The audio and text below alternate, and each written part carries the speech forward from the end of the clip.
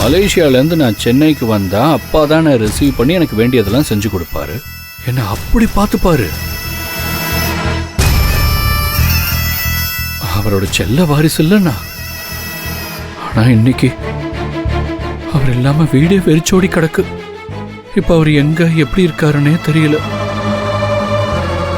அவர் நினைச்சு என் கண்ணீரே வந்துருச்சு.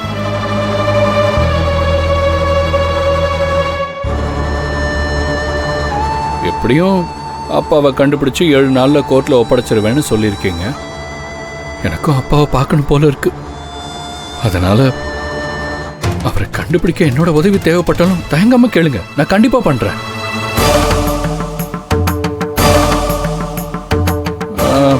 அதென்ன நீங்க அவரை கண்டுபிடிக்கிறது? என் அப்பாவை கண்டுபிடிக்க நானும் அலைஞ்சு தெரிஞ்சு தேடுவேன்.